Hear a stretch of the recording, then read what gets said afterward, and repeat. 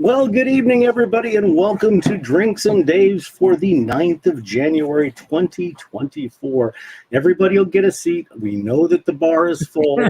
Just make people, let them finish their dinners and their drinks, and then you can slide right in. So welcome, everybody. How you doing, David? It's freaking cold here, Dave. Well, now, when you say cold, how cold All right. is it? Okay. It feels colder than I guess it is. Okay. It's my phone says 51. It feels much colder. Really? It feels 51? Much colder than that. And welcome to Rich. Oh, Rich, hey buddy. Okay, right now here it is. Wait, you're inside. So what's the temperature inside? Oh, well, it's 73. Well, but outside, hey, Tathra, how are you, buddy? It's Tathra degrees inside. It's 31 degrees outside, and it's only 7 o'clock. So you keep your house pretty toasty. I mean, because no. What do you mean? No. What do you mean? Somebody who is in the bar probably keeps it toasty. Well, right. I mean, because when it's 110 degrees out, that's when I would want it like 60 degrees inside, and you guys are like, oh, it's down to 85 in the house. Well, because you can only get about 25 degrees with a good air conditioner. Now, I've heard that, but like the mall and stuff and movie theaters, right? That's what you need is one of those industrial dudes that'll just and an electric bill that'll be $43,000. Well, but see, you mentioned electric bill that we heat the house to 68. That's when it's cool outside. Right. That's what we keep it on, 68. But for some reason today, well, both of us have been freezing today, so we bumped it up a lot. In fact, I put it up to 76 for a little while today. Played a little bit of Hawaiian slide guitar music. You're rocking your shorts and stuff inside the house when it's freezing outside. The dog looks at you when you go out and go, I'm not going out there. It's cold. And I know that there's something that it's still not warm enough. See, I think Sharon and Pantea are soul sisters because, well, Sharon could never live in the cold Arctic that is San Francisco either. Yeah. I want you to see how trendy I'm dressing. Now, I'm not a hoodie guy, but I put the hoodie on and then I had to put a coat on. And this, I keep seeing this look, right, with the people with the hoodie with the coat over it, which I always think is a little odd, but I'm not a hoodie person. Look how trendy I am. But see, I went out and bought. I don't wear hoodies either. I went out. Hey, Spider!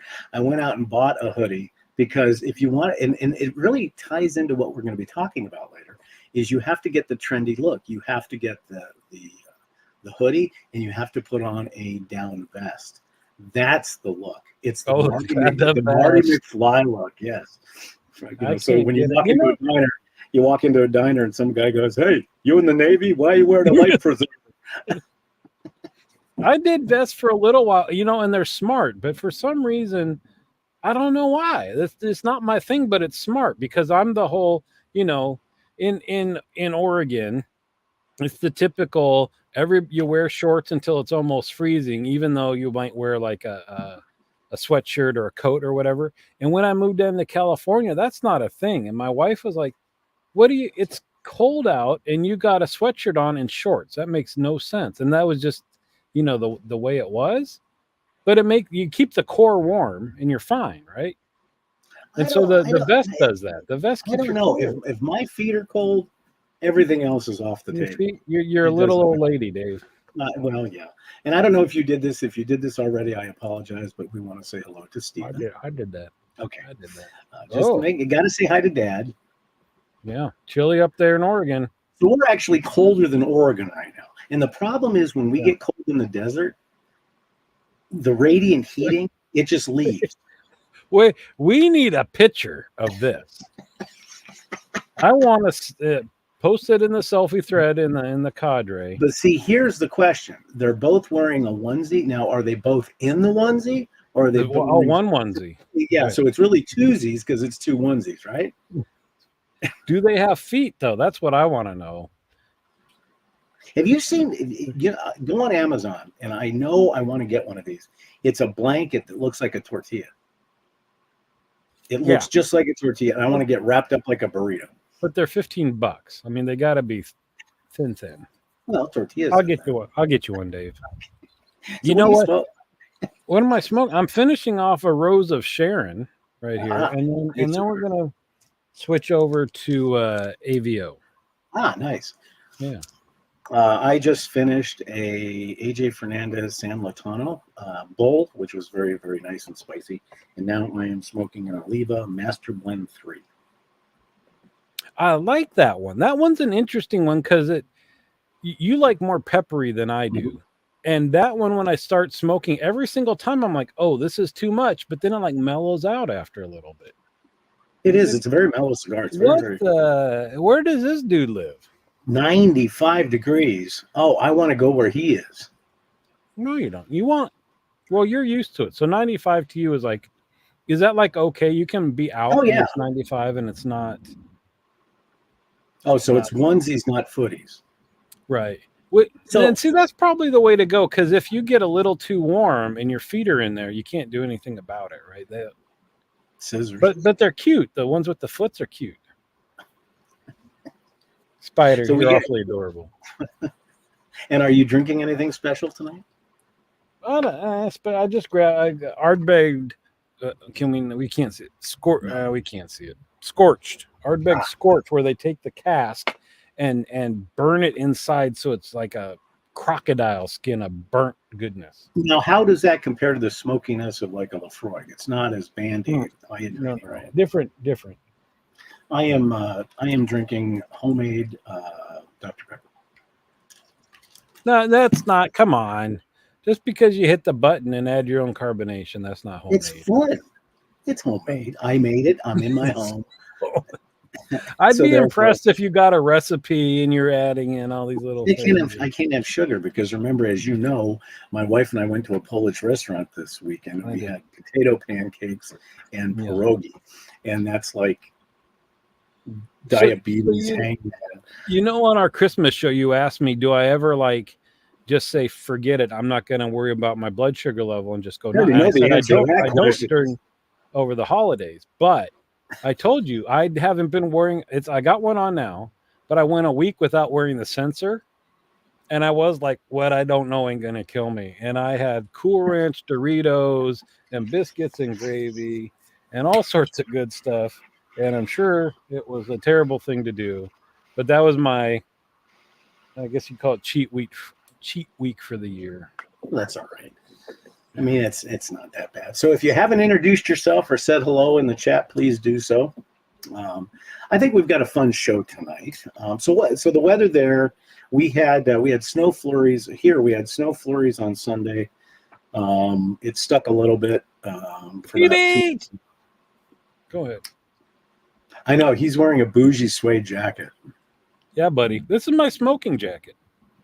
Which means you have to leave it out on the porch. I leave it right by the deck, and when I go outside and it's a little chill, I put this on, and then it goes take it off, and I go. Yeah, you don't want to smoke up everything you own. Well, that's what these air purifiers are for. For outside. Sure. Big fan. You know, that's the one bummer that, you know, obviously cigarettes, when you just have one and you pop inside, everybody smells it, but that goes away pretty quickly, I think, because how long does it take to smoke a cigarette? 5 minutes, something like that? I don't know. It's been so long since I've smoked one, but yeah, 5-10 minutes. It's not long. This thing, you're not inhaling, but you're around the smoke for an hour and a half. It's hanging around all day. Well, that's what I'm saying. If you have one of these, and this is not a sponsorship because we don't get paid by them, but a Levoit smoke eater. They're really nice. Wait, we don't get paid by them yet. Optimism. So P-Beat, I'm down with you.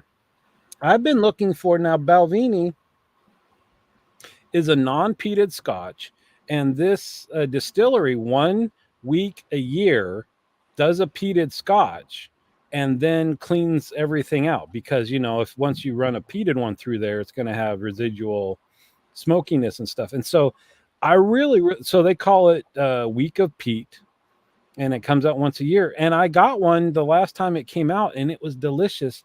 And I haven't seen it since, and it's been more than a year. I'm kind of kind of bummed about that one. So I'm No, on the lookout for the Balvenie peated. they're probably waiting for the cask to age enough, Maybe. because unlike bourbon, Scotch gets aged. Like cigars, they're aged. So I know you want to talk about current shows and streaming versus all this, but I was thinking about it, and we've talked about technology a lot, and I was, given we keep saying we're of advanced age. There's more advanced than us, right? But we've seen some things. And you think about what TV was when you were young and what kids nowadays are used to. Oh yeah. And that's an amazing transition there too, right? Like prior to so we're going to talk about streaming services and stuff, but they can't even fathom prior to cable that you just put these metal rods up in the air and what you got was what you got. Well, the thing is, when you and I were growing up, because we're about 8 to 10 years off, when you and I were growing up, we and those of us of a certain age, we were multitaskers. We were the TV repairman as a kid. Our dad was the engineer, of course. We were the TV repairman, meaning move the aerial, move the rabbit ears just a little bit this way, a little bit this way. We were the channel changer, because you didn't have a clicker, so you went up and changed the channel. And then also we were explorers, because if the rabbit ears didn't work and you had an exterior antenna, you would go outside and turn the antenna. And then, of course, if you got really, really upscale, you had the clicker that clicked and it would move it for you, which never worked. And you had 3 channels. You had 3 channels. Now, did you ever watch a TV show holding on to the antenna inside because that got you the reception, and once you let go, you didn't get it? Absolutely. We had a channel here, channel 11. It was KZAZ. And if you touched the TV or the antenna, it would come in clear as soon as you took it out, because Tucson is surrounded by mountains. And so you couldn't get a clear line of sight, because at that time, the main transponder was in Nogales, Arizona, which is about 60 miles down. So yeah, but and that's another thing I want to talk about tonight is the distribution channels. I mean, kids nowadays, or younger people, they can watch TV 24 hours a day, 7 days a week on multiple platforms. We had a TV. That's it. A TV. You couldn't watch it on your phone. You couldn't watch it on an iPad or anything, other things. But right. Well, and what was your and they won't understand like TV Guide or because prior to, because I remember you get the Sunday paper and it had the comics and then it had the TV listings for the rest of the week. Right. Or you were bougie. Or you were bougie, and when you went grocery shopping, you actually picked up that. You got the TV Guide. Yeah, we did. Got the TV Guide. But normally you sit in front of the TV, right? And you're click, nope, click, nope, click. You didn't know what was on. Yeah, exactly. And KJ brought up a good point. We never had cable. What the hell is cable? We never had that. And now sometimes I wish we still didn't have cable, because we have 450 channels, nothing's on, and we pay almost $300 a month. All right. Yeah. All right. So I just wanted to, I just thought that was in it when I was thinking about, streaming versus what, and it was like, well, there wasn't even cable and this and that.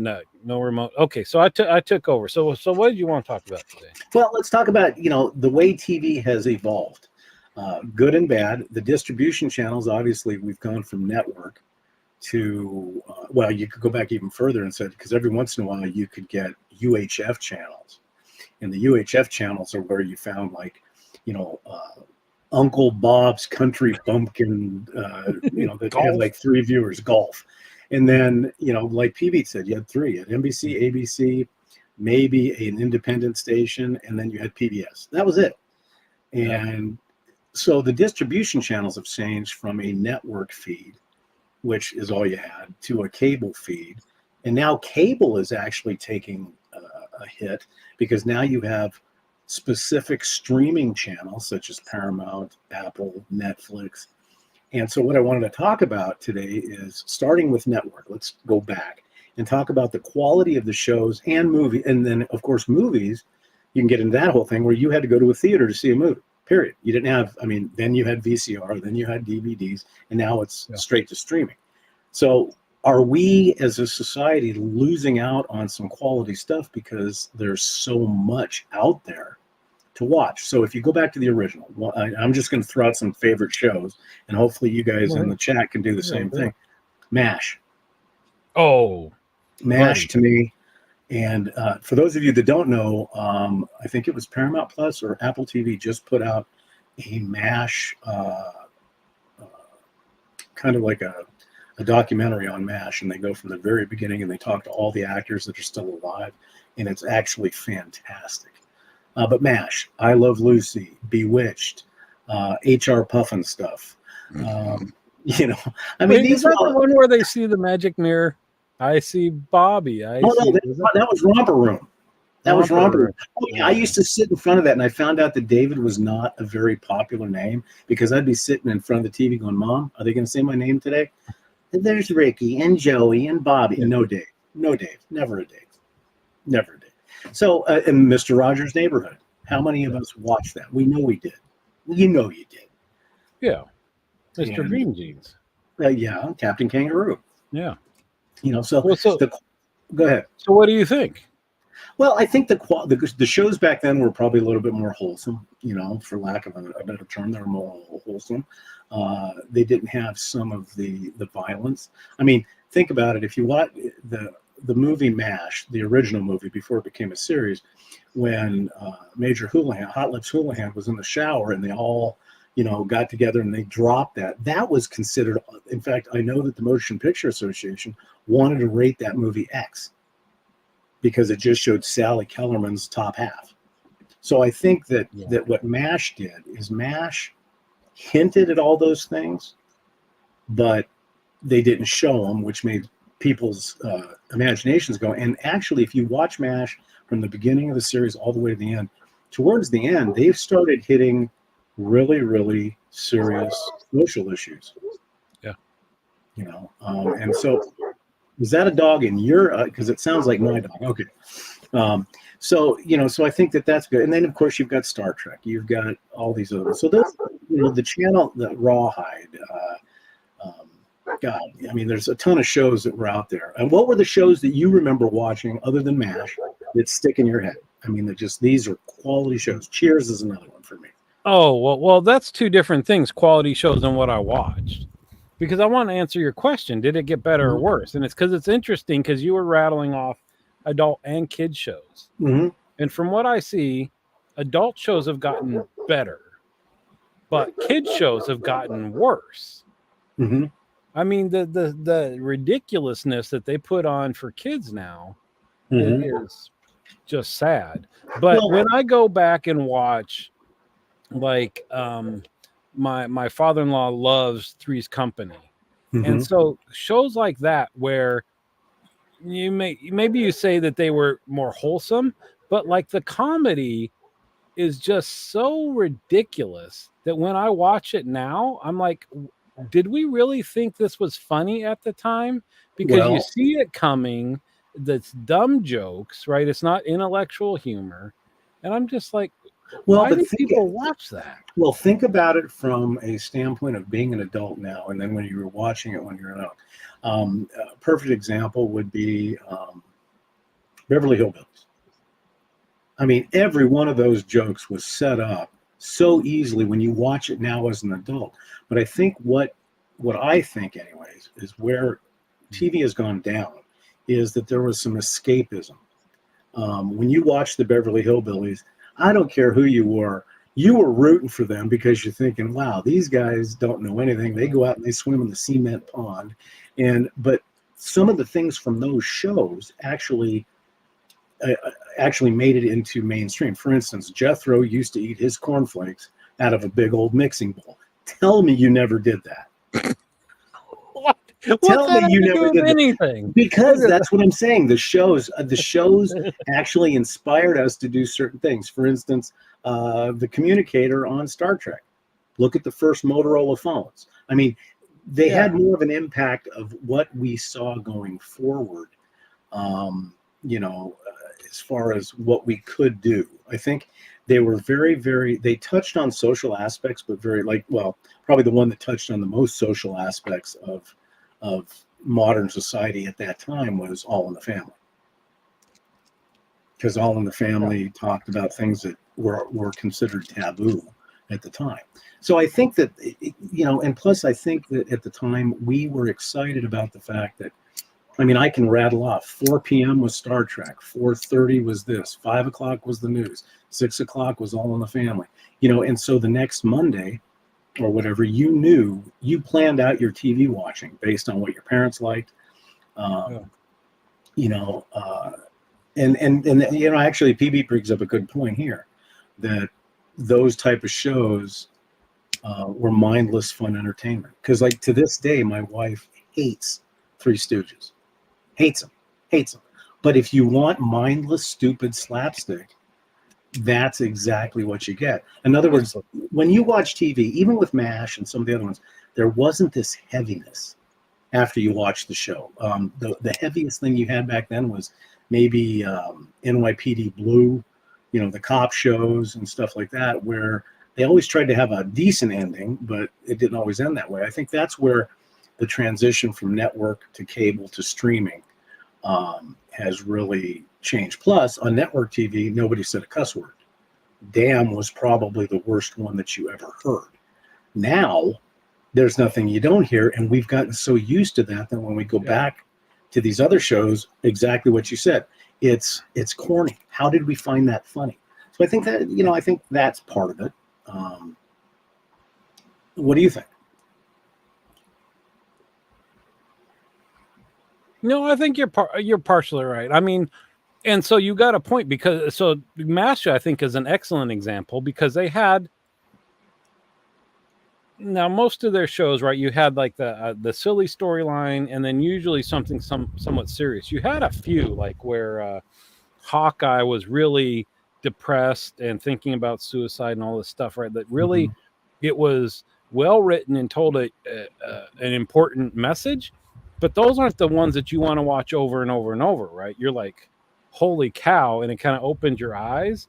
But then when you're, you know, you want to watch it again, you want the silliness and, you know, all that kind of stuff, along with some, you know, the mix was good. But when they hit all serious, you're like, okay, right. That's normally not what I'm looking for. You know, you brought up the thing about when Hawkeye was serious, and I want to bring up what Pantea says too, because it's a really, really good point. Is remember the final episode of MASH when Hawkeye has been in, you know, been in the insane asylum or the place, and he was talking about the chicken. I think we mentioned this on another show. Oh, and it turned out that it was a baby. And I guarantee you, anybody that was watching that episode, when they found out it was a baby, everybody just kind of stopped and took a deep breath. But so they hit hard things, because think about it. MASH was in the 70s. This was just post-Vietnam. So they had to tiptoe pretty carefully. And can you imagine the censors back then? But you talk about endings, taking a quick jump forward. The best ending of a show I've ever seen was Bob Newhart. And it wasn't the Bob Newhart show. It was the Newhart show, where they had gone. This wasn't when he was a psychiatrist in the city. He was that in Vermont or wherever it was, and he falls asleep. In the very last episode, he wakes up, Suzanne Plachette rolls over, and Bob Newhart goes, "You would not believe the dream I just had." So it turned out that the entire 4 years of the Newhart show was a dream. So I think when they do stuff like that, I think that's what I like, because Sharon's really good at, in the first 5 minutes of a show, she can figure out the whole ending. Done. Yeah. And so I wanted to bring up what Pantea said. I don't think kids today are going to reminisce about the shows they watch like we do. That is a hugely important point, because what it tells me is it's all like a flashbang grenade. They watch it, they enjoy it, they leave. Where we can actually, probably some of us that are real TV geeks, can speak to the actual words that they said, you know. And we had drinking games that were invented because of shows that we watched. For instance, Hi Bob. If you've never played Hi Bob, you know, there's one episode where, like, within a 5-minute period, they say Hi Bob 15 times, and you're taking a shot every time they say Hi Bob. So But part of So, that could be what you're mentioning, that, back in the day, how many shows were there on the major networks during prime time? There was only so many, right? So mhm, that's why they're more ingrained. Now there's thousands of shows for them to watch. So some really hit and are important, but it's not like back when it was. There's a few like Game of Thrones, when that was mhm, a mhm, hit and the new episodes would come out and everybody be talking about it. sure. And that's the way it was when you had to watch it that day. But now you watch whatever, whenever, and it's not Exactly. that same kind of social type of Well, thing. and not only that, but you couldn't tape it back then. You had to watch it. Yeah. And, this is actually a show that I think we could probably do multi-parts on because, people are posting, like, for instance, Rich posted, and I didn't even think about this yet, the variety shows, Carol Burnett, Sonny and Cher, Soupy Sales, stuff like that. And Yeah. if you've never, the Dean Martin roasts is another one. And you think about it, when you would watch Harvey Korman, Carol Burnett, Tim Conway, all in one scene together, you knew that they were having fun because they couldn't even keep it together. Um, and and exactly what Pantea says, they don't have substance. And also, PB had, to bring it up. I mean, it's the truth. Shows of the youth had a lot stronger morals, I think, today. I think some of shows are trying to do that. Yeah. But yeah, the Brady Bunch is but we look at the Brady Bunch now and go like this: dear Lord, how square can you be? You know, and I think that's where network TV really capitalized. And there's, you have to mention Norman Lear, because Norman Lear pretty much, he was involved in all of that. And so I think that's where network TV. Now let's transition into cable. Now we have so much to watch. Then we're going to throw streaming channels on top of it. And I want to mention this before I turn it back over to you. I love shows that, I'm going to say this and we're going to bleep it out. Bleep, Mind Games. And a movie that I just discovered on Apple TV was Hijack with Idris Elba. And you had told me you'd already watched it. Yeah. That show, we literally started watching it 3 days ago and just finished it yesterday. We watched it straight through. It was incredible. So I think from a quality standpoint, some of these smaller production companies like Apple and Paramount and stuff, they have made incredible strides in making shows wonderful. Plus, it's given us the convenience of being able to watch it at our leisure when we want to, or if we want to watch the whole thing. Yeah. So that's funny because that's double edged, right? mm-hmm. And so almost to this point is like I mean, so Game of Thrones, one episode at a time, right? So you have that anticipation and you knew people were going to watch it and all that stuff. But also they release a whole season. And so if you're excited and into it, you don't have to wait. So that's kind of a little bit more enjoyable, right? Because you can just power through it and get all the enjoyment one after another, but you miss that whole social aspect and the anticipation and all of that stuff. So I guess that's just different. Well, what your dad said about that's perfect. Did you watch it? And that was the subject of conversation in the office or wherever you were working. And then now, have you seen, well, you and I have had this conversation. Have you seen such and such? No. What channel is it on? Oh, it's on Paramount. Oh, I don't have that. I was going to just say that. We need to get back to good and bad shows, but that's you were talking about, is things good or worse or this or that. And that's what really sucks is that, so I said, we don't pay for everything. It feels like we do because we have cable and we have Apple TV and we have Netflix and YouTube and Disney. And yet still you brought up some Star Trek Picard thing I wanted to watch and we don't get that because you don't have Paramount. Right. And so we can't watch that. Right. Well, and to jump back with what PB says, actually, let's go to Rich first. I'm glad that you guys, by the way, in Barflies are giving these great comments because this is really what Dave and I want. We want to see you guys get really involved. So, been binging The Rifleman, and there is social commentary there because his son, there was always a moral lesson that he was telling his son. And then PB Prox that brings up, of our generation, there isn't anybody that didn't watch this show, the Johnny Carson show. And we made a point of it no matter what was going on. Oh, sorry, we got to get home. Yeah, it's been nice Course, having dinner with you guys, but we got to go watch Johnny Carson. And and that brings up a good point. The political correctness, it was never brought up because I think what we have as a society have done, and people may disagree, we've lost our collective sense of humor. We cannot make fun of anything without one side or the other saying, "Wait a minute, you're being racist or you're being politically incorrect." Back then, they just said what they said, and we all laughed. Counterpoint is there are things you can watch that are super, I don't know, offensive, but they have smaller viewing audiences, right? So there's something out there for everybody. If you're in the, so you mentioned somebody doing roasts that I think was before my time. Dean Martin. No. So I've never seen his roasts. Oh, you're but kidding. there are Comedy Center roasts. I think they've stopped doing them. Totally different. The jokes are way inappropriate, right? Which I find very hilarious. It's like, how far can you put? Because you're you're roasting the people that are up there, right, to be roasted, right? It's not just in general insulting, the public or one side or another or whatever, but it's out there. Well, Dean Martin, when he had the roasts, and it was so funny because Dean Martin didn't drink, but he knew how to act drunk.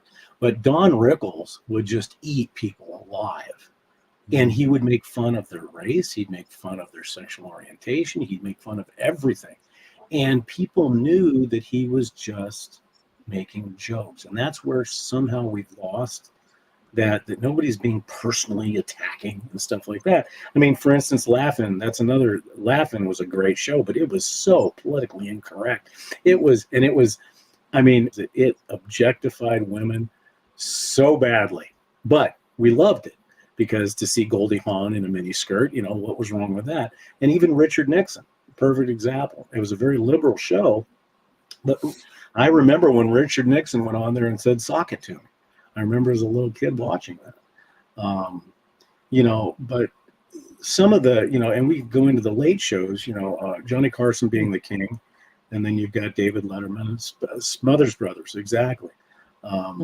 They got so political, especially during the Vietnam War and during some of the race issues, that the networks got scared and said, "Nope, we gotta get that off." And Major Rich brings up a good thing. Don Rickles was equal opportunity. He made fun of everybody. Well, so see that takes it out of that, right? If you're making fun of both sides, and you can't. So let me bring up. But I think that's the issue too, is that people are not making fun of both sides anymore. It's you're either one of the. Well, what I'm saying is some comedians are one-sided. Some comedians are not. Some talk show hosts are one-sided. Some aren't. All right. So let me bring up something to me that now, so there's escapism, and that's fine, right? You're like, whatever you do during the day, and you just want mush, right? You just want just give me something which is fine, right? Which is all reality TV and all this kind of stuff. But when you're talking about like dramas and comedies and stuff like that, to me, good writing is the most interesting thing to watch. Okay. And so MASH had it, right? Some of the like Hill Street Blues and stuff like that had good writing. But we've been at home watching this, and it's been an interesting story, but like the way that they word things and things, I'm like, this writing is so bad that it's distracting me from the story. Right. Well, right. What was the show? Because I think you and I talked about this. What was the show that had? It was about the White House. West Wing. West Wing. That was an amazing show. Ever. It was a great show. Right? And what's funny about the West Wing is it did take on both sides. It navigated both the liberal and the conservative side very, very, very well, to where a person being a conservative as opposed to a person being a liberal, at the end of the day, they could sit in front of the water cooler and they could discuss the show and both be happy about it. Yeah. Nowadays, you don't have that. It's very one-sided. It's either a liberal show or a conservative show. I mean, for instance, Blue Bloods. I think Blue Bloods is one of the best written shows out there. However, at the very end of the show, every time, the whole Reagan family sits down at the dinner table. They're Catholic, and they say prayers, and they have dinner together. they have got hammered for that because it's saying that it's too religiously right. And it's like, come on, it's a family having a dinner. So I think that has, and you brought up something with reality shows. We never had reality shows. No. I mean, that was the news. So I'm curious, so PB brought up this that Lost, you had to wait week to week. So we haven't heard from you guys. Which do you like better? Did you like the anticipation of having to wait? So, my wife and I just very recently got into what I would say serious binging, because we would watch, the stuff that's already out. We would watch maybe 2 or 3 episodes in a weekend or a night, maybe 2. And it wasn't until recently that I don't remember what we were watching. I think it was actually Squid Games, the new actual game show, that we watched that whole thing up until maybe an episode 2 in one day. It was like after Christmas, everybody was gone, just kind of chilling out, and watched one after another, and then we did it with another one last weekend. And I'm glad my wife's on. She'll remember what we watched. Well, I'm glad you brought that up, because that was the next, for lack of a better term, the next segment is, with older series, using MASH as an example, it ran for 12 years, every Monday night at 7 o'clock or 9 o'clock, wherever you were at. And you knew that was consistent. Nowadays, you have what's called limited run series or limited episodes. So you have 10 episodes, and then you got to wait 3 years for the next season to come out. So that's the downfall of it. If it's a series, right, that comes out once a year, but they drop it all at once. It drives me crazy, because let's say you've missed a couple episodes, or let's say that somebody says, "Hey, Dave, did you see what was that? The one I told you about the lawman, Reeves, Texas. He was the first African American. If somebody remembers the name of it, lawman Jess Reeves. I can't remember the name of it, but it had 8 episodes. Or Dark Winds, about the Navajo cops, at 8 episodes. So you watch it and you get done with it, and then you feel lost. It's like, son of a bitch, we've got to wait a year for that. Drives me crazy. Yeah. No, yeah, that makes sense. But of course, if you wait long enough, then you've got years built up. But so I'm going to comment on this, because you had, I think before we went live, you were commenting about Hijacked, that it was great, and it was 8 episodes, and now it's over, right? It was a limited series, and that's frustrating because it's so good, but you can't continue a story like that. But I would say Lost is an example of the opposite of that, which, and that's what I'm always worried about, that when a show is so good that they're going to let it go too long, and then they have to come up with ridiculous stuff. The writing goes downhill. And Lost, to me, was that it was 3 or 4 great years, and then it was like, what are you doing? What is the mist? What is the mist? Yeah. Now the one beauty, though, is now we can buy, and this is all marketing, whether they want to admit to it or not. It's like, okay, if we do 8 episodes, and then people have to wait a year, and then they do 8 more episodes, at what point are they going to say, God, that was such a great show? Oh, guess what? Here's the entire anthology on DVD. You can have it. And so you watch it over and over again. I mean, we're at the point now, because we've got Apple, we've got Disney, we've got Paramount Plus. We don't have Netflix because they kept raising prices, and I told them to pack sand. But Apple has really become a real staple, and we're watching 2 right now. We're watching For All Mankind, obviously, which is in its 8th season, which is tremendous writing. And for those of you that have Apple TV that haven't seen For All Mankind, it's about the Apollo missions if Kennedy would have not gotten killed. And it takes it, they're on Mars now, and so that's a good one. And you have to wait every week for that one. Right, which is good, but then you have also Monarch, which is the story of Godzilla, which is a great series as well. The problem is, like right now, where we're at, season 2, episode 7. This coming Friday, season 2, episode 8, the finale. Son of a bitch. Now we know that we're going to have to wait another year. and it drives me Well, nuts. well, and that's what's different. And I don't know if it's economics that today's shows cost so much to produce. Mhm. But if you look at like West Wing or any of the shows, 20 years, eh, the season was like 24 episodes, Right. and now a season's like 10. And you're like, what are you doing the rest of the year? Well, there's two arguments, and it's funny because Sharon and I talked about this, and I said, okay, it's limited, but is the quality of the show in those 8 episodes as good as the quality was in some of those episodes that were 24? Because I mean, I think you could admit that you'd wait for you turn on, I'm just going to use West Wing. There wasn't a bad episode in West Wing, but using that as an example, and you watch the episode and go, I'm not going to get that hour back in my life, where each one of these ones that have a limited series bumps it up another notch, like, for instance, For All Mankind. What I love about these limited episode series that are multi-year is they always leave you wanting more, which I think is exactly what they should do. It's like last night when we watched, Hijack, in episode 6, the credits come up and you're looking at Steve and going, what? Come on. So Yeah. Well, no, I think that's a good point, because it's almost like you're right, because a good show that's an hour long, it's almost as good as going and watching a movie, right? Which that's the flip side that makes me frustrated. So we were Downton Abbey fans. Did you guys watch Downton Abbey? Sharon did. I didn't. All right. But when they stopped producing it, then they came out with a Downton Abbey movie. And I'm like, this is just 2 episodes back. I mean, there's nothing special about it that's movie wise versus the show that they were producing. Yet they wanted you to go to a theater and pay money and all this stuff when you used to watch it every week, the same type of production, the same type of story. Well, and you were talking about how an episode is as good as a movie.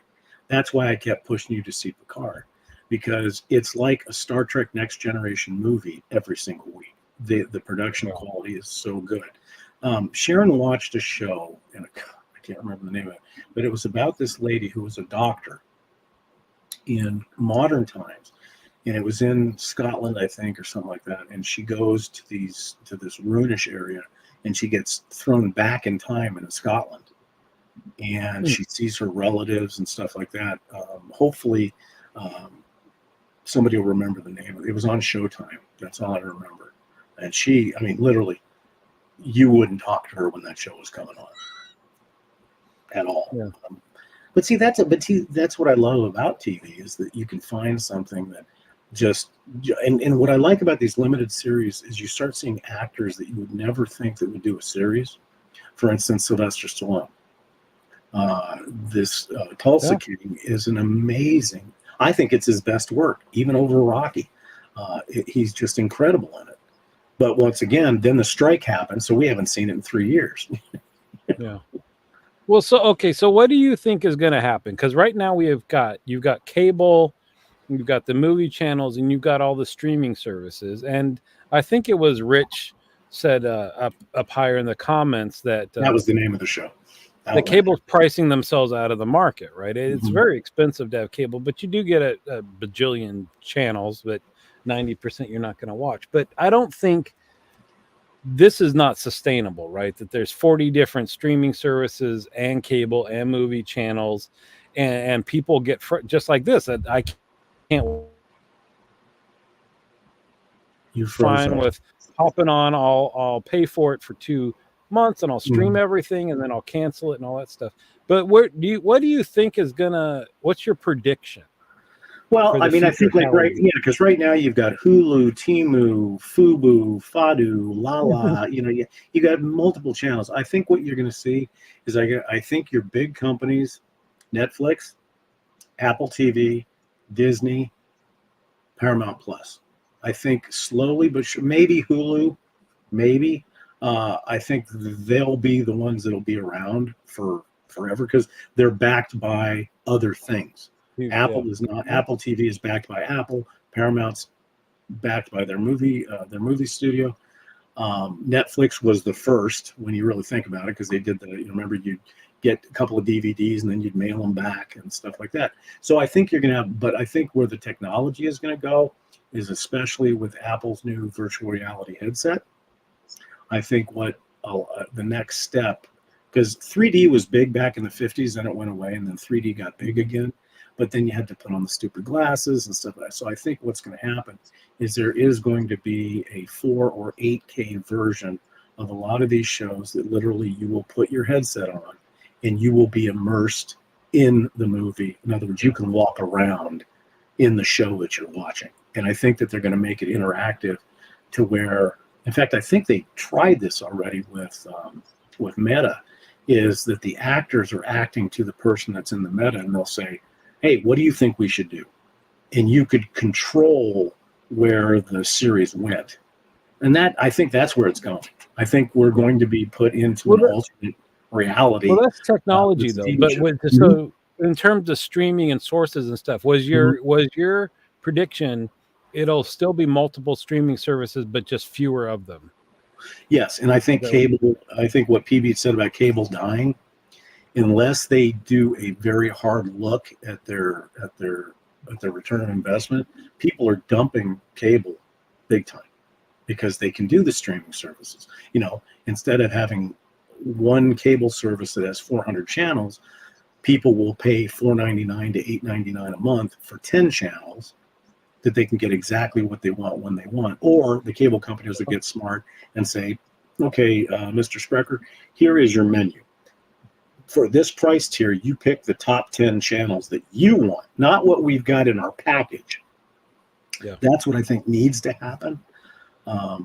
But you know, but also cable has you over, at least here, cable has you over a barrel because we have two cable companies in the Tucson area. We've got Cox Cable, which is got the contract for the city, and then we have Comcast or Xfinity, which has it everywhere else.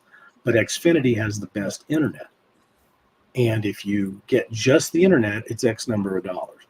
If you get the internet and cable, they make the cable cheaper, so you're stuck. Yeah, you're stuck. So, well, I think part of the problem though with paying for cable is because you've got the recording ability, right? So it used to be that before you could record, they knew you were watching the commercials, so they got paid for that. Now they know everybody fast forwards, and I don't know, I'm taking a guess, but I bet that they get less ad revenue because they know folks are skipping over the commercials. So you gotta pay for the production somehow, right? So if you're paying for Paramount or whatever, you're paying a monthly fee to watch this show, and it's got no commercials to it. Right. You pay for cable, you're not watching the commercials anymore. So basically you're paying for 150 channels and supplementing your not watching of the commercials, right? Exactly. Like what was that? Amazon had the Kindle. The Kindle had a cheap version where when it was on the rest screen, it had an ad on it. And if you agreed, you could buy that version way cheaper than the one without the ad. Well, that's like Amazon Prime. I mean, there's a perfect example. You know, I'm a Prime member. I always forget that Prime has shows. And everybody's talking about, hey, did you see this? Did you see this? And I'm like, oh, I forgot. And that's the other problem is we've got so many streaming channels now that you forget. That's it. That frustrates me is because so when we're like, okay, we finished this series, what are we going to start now? So it tends to be that, right? Like not what are we watching tonight? Which series are we going to start binging or whatever, watching in series? But it's like, okay, let's look at Apple. Let's see what's on there. Now let's switch over to Netflix and see what it would be nice if there be some master guide for all of this stuff. Right. And especially if you subscribe, it just takes you to it, right? Right. Well, and here's a great idea. When is the Drinks and Dave streaming service launching? Dave at the barbershop at 10 daily, Dave at the hospital at 12 noon daily, Dave in his Corvette at 2 p.m. and Dave in his Tesla at 4. Too much. You know, he's not wrong. He's not wrong. No. And the thing is, I think we could probably get away with charging a monthly fee of 33 cents maybe. You know, I think that rake it in, buddy. You know, I mentioned this to Dave once, how I think he should have a live cam in his shop where we can chat with his customers. He keeps turning me down, but wouldn't that be fun? So in other words, well, the thing is, and then, or I could have it here and we could discuss the poop monolith, which I'm very impressed that you haven't brought that up yet. Well, I told you it was because I thought you were complaining about it. No, I was Right. impressed. I Right. guess So that's why I guess I should tell everybody what happened. you brought it up now, buddy. Yeah. So taking a sidebar away from television, those of you that know Kona, he is called El Doggo, or the true Wile E. Coyote. He's half German Shepherd, half Husky. And what we've found, the key is Husky. Okay, what do Huskies do? They live in cold, snowy climates. Our Husky has become a tenderfoot. So if it's raining outside and the concrete or the ground gets wet, he won't do his business out in the dirt or anything where he has a designated area. He decides that the concrete is the perfect place to do his business. And the other day, it was rainy and snowy, and he was out there, and he came back in, and I looked outside, and I thought it was a bird. But it was not a bird. And those of you that are members of the cadre can go see a picture. Oh no, I didn't post it on the cadre. No. He created two poop monoliths. They are his business standing straight up.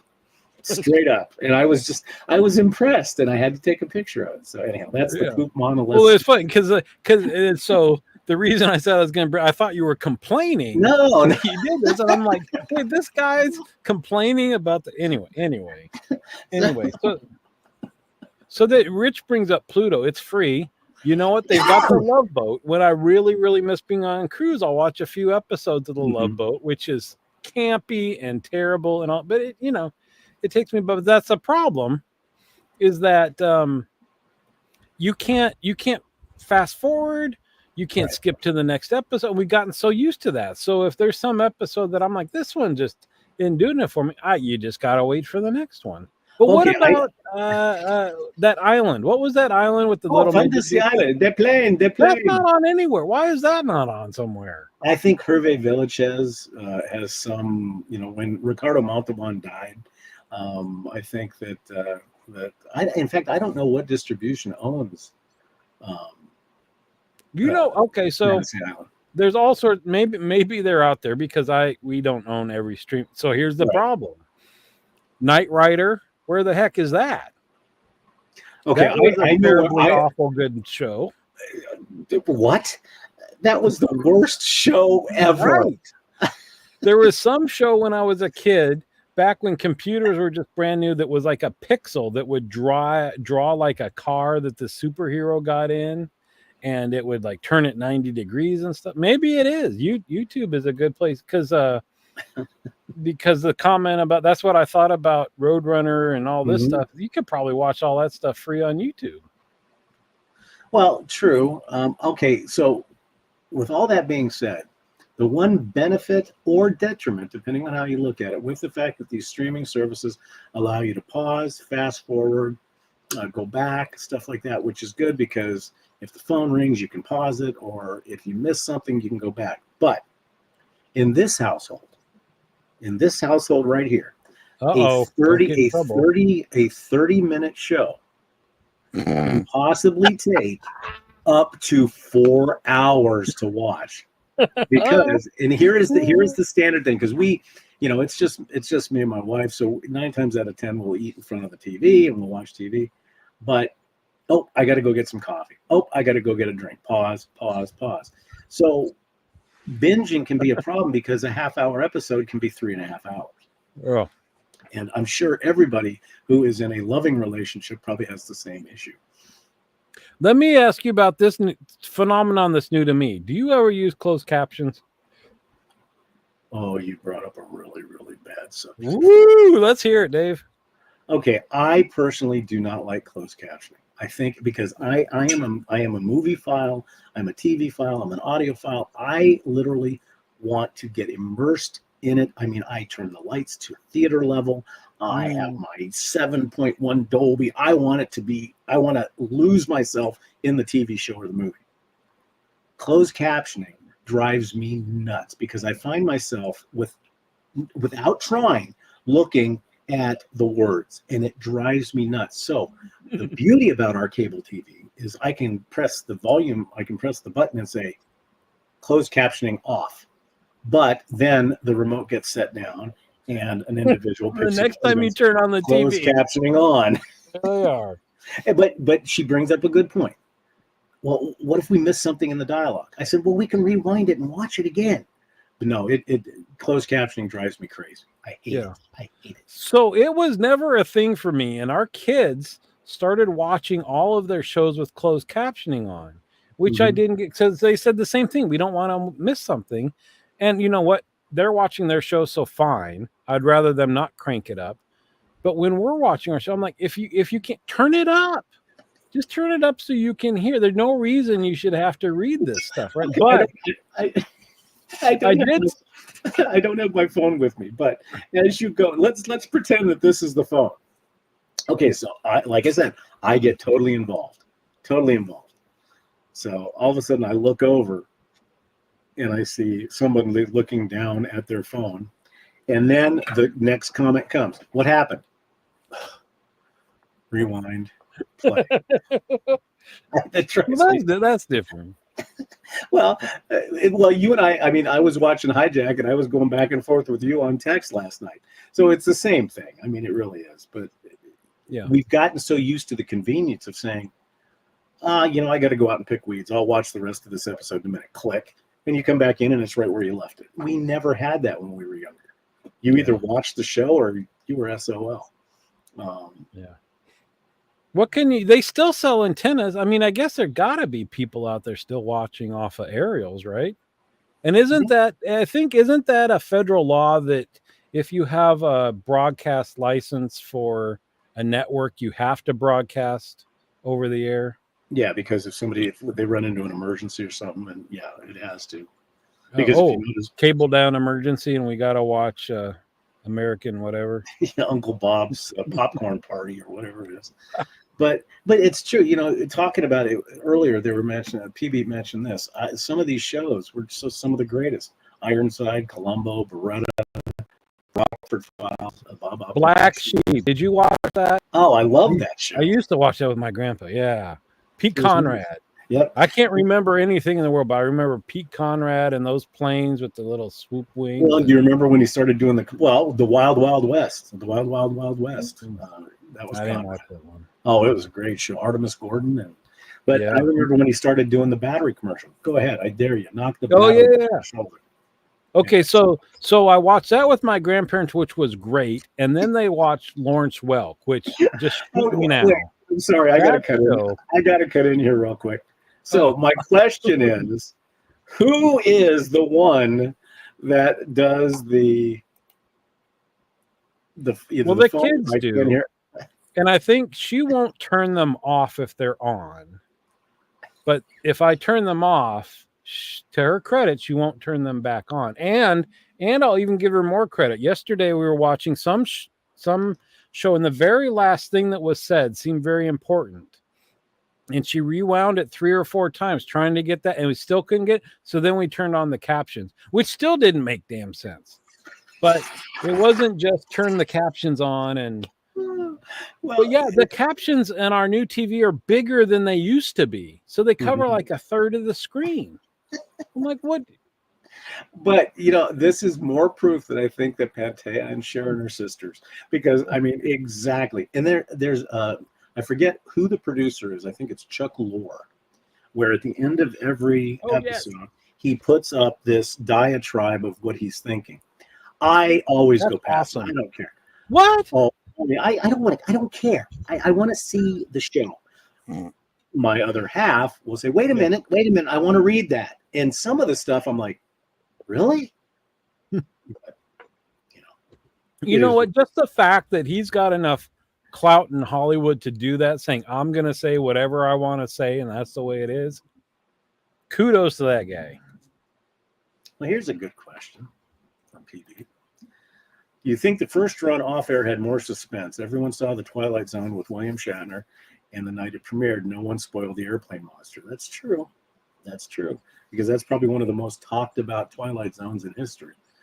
And it was remade. Mm.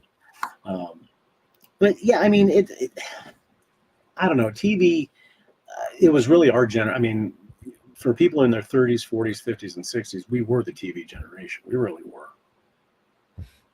Yeah. You know? Well, and so to your, I think when it was just cable and expanded to 100 and whatever channels, that was, I'd almost argue, the lowest point in TV, Mhm. because we could look through the whole listing and find nothing we want to watch. Now that you've got all those other services that can put money to more niche type of content, Right. now it's much better. True. Because I don't think there's ever a time where, oh, there's nothing we want to watch, maybe things more than others, but there's so much good content out there. Hmm. If you, but it costs money. It costs you, right? Well, and the thing is, I think what's nice now is we can, and much to the detriment of my better half, you can rewatch stuff. I mean, you can go back and watch, like MASH. You can go back and watch every single episode. So that hopefully, like, so if you have a music streaming service, I'm sure there's stuff that isn't on there, but it kind of feels like everything that's been released, you can just type it in the search bar and listen to it. That would be nice for TV. Like I mentioned, Knight Rider, if you really miss Kit and you need your hit of Knight Rider, you ought to be able to type that in somewhere. And so maybe it is on YouTube. But that's the thing. I got to go to 16 different places to find where can I see this thing, right? True. But that would be nice, as if there was a repository of all of this old stuff on demand. Ooh, Drinks and Dave's Retro TV. They kind of have that already. It's called Me TV. Do they? Mm-hmm. Yeah, Me you can TV? watch. Yeah, Me TV. You can watch Hogan's Heroes. You can watch Star Me Trek. TV. Me TV. Yeah. Oh, So I mean, it's Blockbuster. Wow. yeah. Be Kind, Rewind. Well, and I remember that was a bummer too. And I think we get all the movie channels just because they come with whatever package. Mm-hmm. But that's the other thing. All these movie channels, there's nothing on these things. All the good movies are on other streaming services. Sure. Well, and that's what I do like about Paramount is, they're a movie studio. So if the movie was made by Paramount, there's a guaranteed you're going to be able to find it on that channel. Yeah. But Netflix, so like Die Hard, Mhm. if it's Christmas time, you search for maybe again, we're not paying for the right thing. We pay for however many services. There wasn't one that had it for free. No. You'd have to pay to watch Die Hard. But what's weird, though, is it's funny you mention that, because when we were having the whole debate on whether Die Hard and Lethal Weapon were Christmas movies, Lethal Weapon you could find during the holidays. Die Hard you couldn't, but yet after the new year, it was playing on AMC constantly. Weird.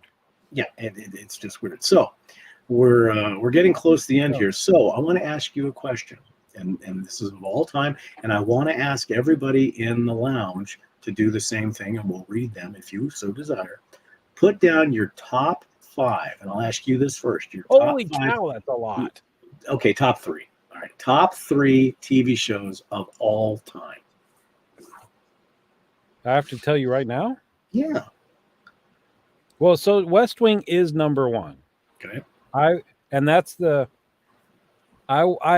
the entire set on DVDs, watched it when it came out, watched the DVDs, the series from beginning to end, at least 3 times. Mm-hmm. So that would be it. And you brought it up too. MASH would probably be it. That I watched that for years on repeat. Every episode, loved it, the writing and everything else. Boy, the third one, and this is where it gets to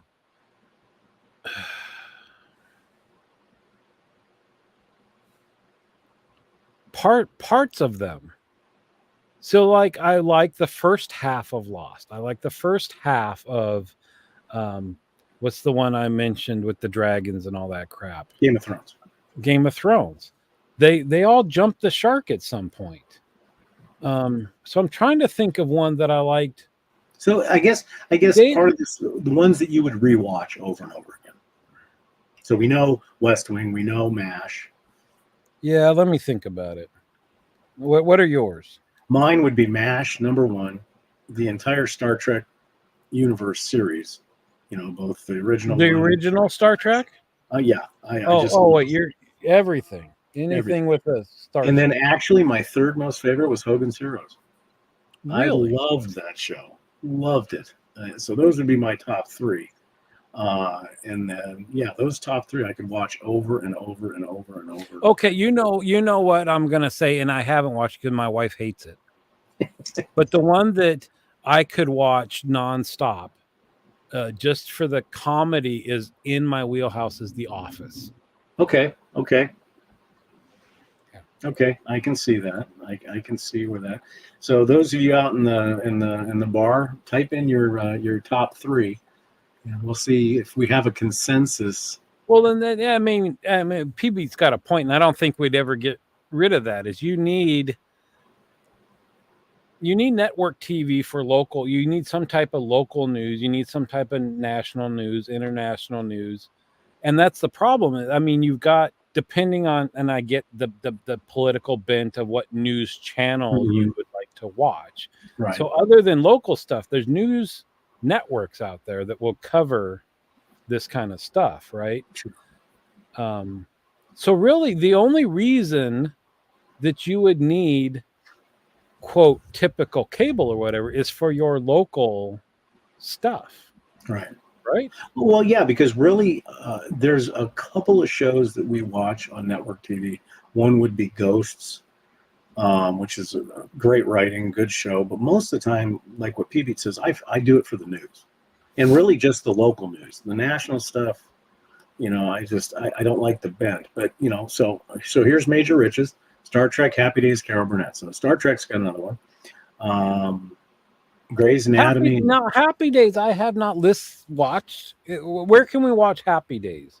I used That to I watch don't the know. heck out of that. I think Me TV would be one that would have it. And I would be curious if I feel the same way. Watching it, is it just too corny? Thinking back about it, I don't think it was super corny. I mean, Okay, maybe. here's one, and I guess I'm going to be stupid. SO1-12 Grey's Anatomy. Seasons 1 through 12. Okay, Which is okay. ironic because this has now hit our TV in the living room with the kids. Mm-hmm. My wife loved Grey's Anatomy, and now the youngest kid has gotten into it, so they're watching Grey's from season 1 on through the whole thing. So every evening after I'm in bed, it's Grey's Anatomy on the TV. Well, see, you know, talking about hospital shows, my favorite was St. Elsewhere. I loved St. Elsewhere. I loved it. Yeah, I can't picture it, but I remember watching it and enjoying it. So Oh, I'd be and then interested in watching that again. Anthony Edwards, and I don't think it was St. Elsewhere. It might have been Chicago Hope, where Anthony Edwards was the doctor and he died at the very end. ER, dude. ER, that's the one I meant. I'm sorry, ER. I love that show. Yeah. So here's PB's three favorite. Okay. Magnum PI. Yeah. Really? So PB, these are current. If you could watch these over again currently, you'd still watch these over again? Faulty Towers was good. The Rockford Files, yeah, because, you know, and think about it. So the Rockford Files, there was actually a driving maneuver named after this show, the Jim Rockford, you know, being able to flip your car around and keep going. Friends. I thought it was sliding over the hood. No. He would be able to turn his Firebird and then go the other way. But didn't he also slide over the hood all the time? I thought that was Starsky and Hutch. Oh, yes, you're right. Friends. Yeah, Friends, I'll tell you, this is also, and it kills me because not only is it on our TV every night to go to bed, in the middle of the day, if scrolling happens and nothing can be found, there's a channel that always has Friends. I think it's, 28, 72 hours a day is on Friends somewhere. Well, probably one of the biggest ones that we watch now, that if there's nothing on, TBS runs The Big Bang Theory. Oh, constantly. Just love that show. Yeah. I think, well, that's funny because for some reason too, I remember watching that, not in the distant Pat, but same thing. Like every evening we'd watch rerun, and that stuff never gets old. That's good comedy too. I Well, agree with that one. There's two. We started watching Frasier, the new one, which is very, very good. A lot of people poo-pooed on it because it didn't have David Hyde Pierce as Niles or Daphne, but we that was a gateway for us because we watched the new episode of Frasier, and then Paramount Smart, because what they do as soon as that's over, they start playing repeats of the original Frasier, which was another fantastic show. You know, Yeah. I don't know if I understand what movie stars today do TV shows as they did back then. well, there's a lot of movie stars that are starting to do a lot more series. Well, in the mini series, right? Like you were saying that because it's just 9 episodes or whatever, that they can pull some big names because they're not occupied for an entire year. Well, and that's a perfect hijack. Idris Elba. I mean, this is a major movie star, and he's doing a limited series. So I think that's a good one. James Garner was a movie star. Grand Prix, Maverick. Well, actually, I think he played in the TV show Maverick. I can't remember entirely. No, he was in the movie, right, with Mel Gibson. Well, that right? was the second. Yeah, that was the second one. But he actually played the original Maverick on TV. He was the original. That's why it made it so hilarious when Mel Gibson goes, "Pappy, I keep telling you, yeah, you know." But it's amazing how you remember certain parts of movies more than anything else. But you know, the one thing that we don't have, and I think everybody has said this tonight, is the one thing that you don't see anymore is the variety shows. You know, the Carol Burnett's, the Dick. You don't see those because I don't know if they'd be as popular today as they were back then, where you had, you know, a comedy sketch, you had a musical sketch, you know. Well, clearly Arsenio Hall was the mastermind of all of those shows, right? Well, as far as the late night shows, I'm kidding. Yes. Evening Shade, actually, Evening Shade was a very good show. I mean, there's so many shows out there that, you almost have to break them down into decades. You know, 70s shows, All in the Family, you know, 60s shows. You know, there's so many out there. And you know what? So I'm going to argue with PB. He mentioned that there's not as good writers today as they were back then. I think the problem is there's so much out there that it's harder to find because This Is Us was an incredibly well-written show also, right? So there are good writers out there, but you've got to get the right storyline and the writers and the actors, right, all together. And then you have to find this thing. Right. And Spider brings up a good point that if we were talking about variety shows, Saturday Night Live would probably be the modern variety show. But I would argue that Saturday Night Live has basically fallen into the depths of trash. When it was the Bill Murray and the Dan Aykroyd and the Jim Belushi, that to me was Saturday Night Live. But I haven't seen that for 20 years. I haven't watched it in years. Yeah. In years. And this is what I was thinking, but I kind of know that it's not the same thing, right? Where you don't have the same reoccurring person kind of doing this, but this is the current version of that is America's Got Talent and all the. Well, the thing is with Saturday Night Live, you still have sketches, and see that's what I miss in television is when, you know, because there's nothing more funny, and you can see this on YouTube, but watch the episode with Tim Conway doing the elephant impression on the Carol Burnett show, and the funny thing was it was live. And so when they started laughing, they couldn't stop. And Tim Conway had this ability to make Harvey Korman laugh just by looking at it. And it was just so funny to see that. And you just don't see it anymore. You don't see that type of stuff. Yeah. So, you know, we've been kind of trying to figure out PB a little bit. The fact that he knows this stuff. He's our age. Yeah. He's our age. At least. We need to. We're gonna invite PB on as a guest. I think we need to. Yeah, and you know what he's gonna do? He's gonna come on like in shadow. He's not gonna let us see him, and he's gonna mask his voice. Yeah. No, I think that it's just TV is just when you think about it. Can you imagine at any point not having a TV on at some point during the day? As much as we try to say we're not going to plug into the television, And I guess when I say TV, I mean on your phone, on your iPad, on your, You know what? That's one thing I'm mad about myself about is that I was gonna say there are evenings prior to us doing the binging recently where I'll be watching stuff on my phone or reading stuff on my phone, just leave the TV off. And to me, that's that is like it's quiet, right? There's no noise or anything, but there is still input, whatever you want to call it. But I started subscribing to National Geographic, the old school magazine. I've got Cigar Are you Aficionado. are you an official National Geographic explorer? Did you get the certificate? Do I get a ring? No, I No, didn't you get. get a I didn't get a certificate. certificate. Oh, And you know what? They now come in a paper bag. You rip open the paper bag and pull out your magazine. But they're piling up in my magazine rack I got to put next to my chair, thinking I had this romantic thought that I'll put on some jazz music and I'll be reading these articles. And by the time the evening hits and you've eaten and all this stuff, you're just like, that's a lot of work now. well, but see, that's the beauty. Actually having to read this stuff. You can go to the National Geographic channel and click through it. No, and it has the magazine, the current episode of the magazine, and you can read through it that way. Well, I've got a website. We've got it determined. Oops, wrong one.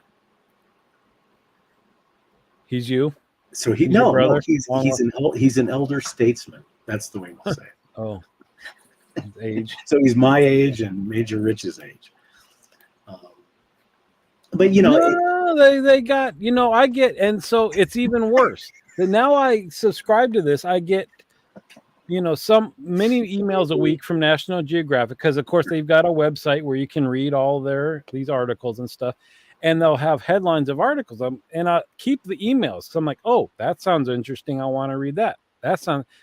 And they just build up. I don't even go to the website to read the articles. Well, and the thing is, and sooner or later, you're going to start getting the advertisements for, Mr. Sprecher, you're a National Geographic member. Do you know that we have a cruise that will go to Antarctica? Oh, I know that already. It's only $79,000. I know that. To go to Antarctica, though, you have to go through the Straits of whatever, which is some of the worst sea in the. So, yeah, that whole part of like spending 3 days just puking my guts out to get there. I had a client. I had one of my clients from the shop that he came in, and they were going on it was 37 days cruise. They went down to the tail end of South America, got on the boat, and they never got within 50 miles of Antarctica because of the weather. It was so bad. And I'm sorry, $72,000 to be like, we're going home. No. Yeah. No. Not anymore. Oh, wow. Marlon Perkins. There is So, we're almost at an hour and a half, and your microphone's starting to do that funky stuff again. Are you sure it's not your ears? I'm pretty sure. So it might be time to wrap this one up. I think it is. I think this has been a great show. I mean, I think that we could do a whole lot, because we didn't even touch on movies. We didn't even get to movies. Didn't we do that? I still have to watch Godfather, and you still have to watch Ratatouille. Yes, we did movies. Yeah. I still can't believe you've never watched Godfather. Well, vice versa, buddy. Well, wait a minute. Whoa. You cannot compare. I get it. You can't compare Godfather to Ratatouille. Right. It'd be more like comparing Frozen to Godfather. Okay, here's our last question to take us out. We'll give that to PV. What was the most impactful memory from TV? I'm assuming, PV, you're saying from a television show, not a news cycle, because a news cycle would be reality. So I'm going to assume that it's from a TV show. So what is your most memorable memory from TV? Well, not to keep harping on it, but the thing when I think of the best TV, and the thing I remember clearly is from West Wing. And there was 2 episodes. One was when there was an assassination attempt, and when it was coming out weekly, it was at the end of a season. And so you didn't know what happened to the next season. And so I remember just that, the tension and all that, and having to wait. And the other one, Leo McGarry, when he died in the woods. I remember those 2 as just really just powerful episodes. Okay. Maybe that's not what he's asking, but no. Well, if it is, I think to me, I've got 3. that, I mean, to this day, I remember, and this is based on TV shows. One was the finale of MASH, when he's taking off, and BJ did not want to say goodbye, Yep. and he takes off and it says goodbye. That's the first one. So long and goodbye is what it was Yeah, called. so long, farewell, goodbye. That's a good one. The second one would be when Anthony Edwards died in ER, and they were playing Izzy, Somewhere Over the Rainbow. He was singing that song, and Anthony Edwards just passed away. I don't that remember. one. And then, wow. Well, probably memorable would be the Space Seed from the original series of Star Trek, and that's the one where it was a planet killer. I mean, it Not looked the actually, Tribbles? no, Trouble with Tribbles? no. This was a Space Seed because I remember as a kid I used to love bugles. You know, those corn chip bugles. And whoever the costume designer or the prop designer was made this planet killer look just like a bugle. So that's why it's all right, buddy. Well, let's find Knight Rider somewhere so we can all watch that together. Exactly. And real quick before we go, guys, is this the type of content you like? I mean, because we could do more stuff like this. You know what, Dave? We didn't talk about food once. I think this is the first episode. No, I did talk about bugles. All right, you ruined it. No, that's our thing. We have to do that. Oh. But what I do want to say is thank you to everybody for. I think this has been the most interactive of all the shows we've had so far. That's fantastic. We really, really like that. What have we proven today? The TV is still good. Two, that Tig Lily and Panthea are actually related somehow, obviously, and that everybody loves TV. Oh, and we found out that PB is an elder statesman. And we will be reaching out to you. We will be reaching out to you, PB, soon. Now, do you? Well, we've got some exciting stuff possibly coming up. So, not gonna ruin it. But he says about. Didn't we do a show? We did a show about movies. Well, we kind of touched on it. I don't think we did a complete show on that. So. All right. Anyhow, on behalf of Dave and myself, thanks for joining us on Drinks and Daves. Hopefully you'll join us next week at 6 p.m. Pacific.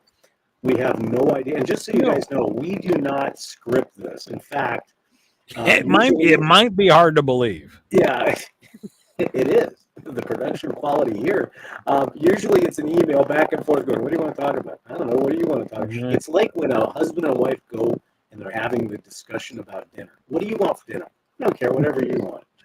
And stuff like that. So anyhow, guys, thank you so much for joining us. We certainly appreciate it.